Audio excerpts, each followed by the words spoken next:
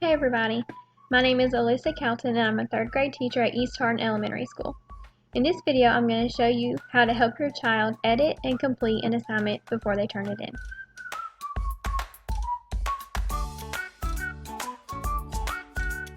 Okay, so let's get started. So as you can see, I'm already logged into my class. I've already signed in to my Google Classroom. So I'm going to click on the class that I'm going to start working on. I'm going to have my child go to classwork. And again, this is where it shows me what assignments that I have upcoming and where they're due. So I'm going to start showing you how to manipulate week 1. I can click on View Assignment. And over here, I'm going to click on My Work. So I'm going to click on that. And this is going to take your child to their assignment. So as you can see, this teacher created a Google Slides show, and all the assignments are embedded in the presentation. Some of your distance learning teachers are going to do a slideshow similar to this. Some of your distance learning teachers may just have a Google Docs form that they just have to type in. Depending on what your your child's distance learning teacher assigned, they'll have instructions for you specifically. However, several of the distance learning teachers have used Google Slide format, so I wanted to show you how to use this platform. So I'm going to scroll down and show you a slide that needs to be edited. Okay, so on this slide, my child would have to enter or type in their answers. So as you can see, it says who is the author of this text, and the teacher has put a picture of their text. However, I can't see that, so I know a child won't be able to see that as well. So what you can do is you can go to View, Zoom, and I like to use either 100 or 200 personally. You can just click Zoom in and it will zoom in. You can also click this magnifying glass and it will zoom in a little bit more. You can click until it's what you need, and then just click it again and it goes back to your arrow.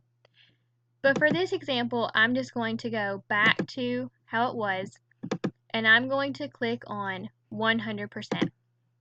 So it zooms it in a little bit to where I can still scroll up and down and see the instructions, but my child can also see what they're typing a little bit better. However, I still can't see the author or the illustrator of this book. So in this case, I'm going to go back to View, Zoom, 200%.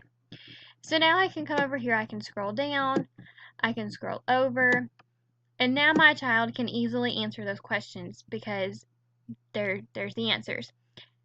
So they can scroll back up and type in their answers, come back down to the illustrator, type in their answer, and then you have one of two options. You can either go back into present mode, and then they'll see their answers and they can go to the next slide, or they can just come over here to the left and click on the next slide. Now, depending on how your child's virtual or distance learning teacher has set up their slides, they may be prompted to click on different things within that slide. So it may be best if your child looks at it in present mode just to make sure that they're doing exactly what the teacher wants them to do on each slide. Alright, so on this slide, it's a journal prompt. I don't have to zoom in or out. I am going to go ahead and answer it so you guys can see how to make the edits. So I'm going to type in the answer, I went to bed early. Okay, now one thing that's great about Google is up here it says save to drive. So as you type, it automatically saves. So anything your child does on their assignment, it'll automatically save. So you don't have to worry about your child not clicking save or forgetting to save their assignment because Google already does that for them.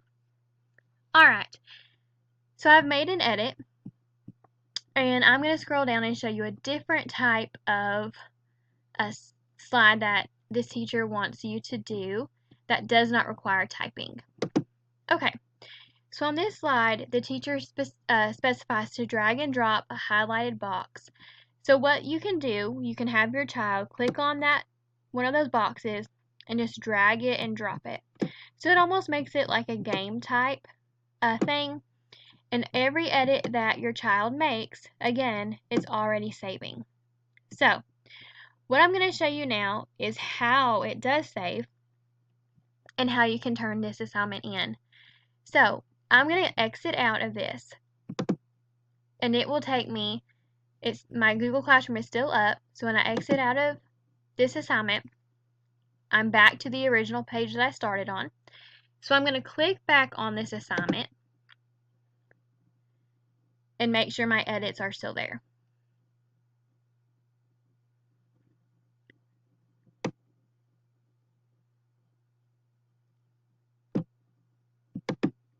Okay, so there's my answer for my journal prompt, and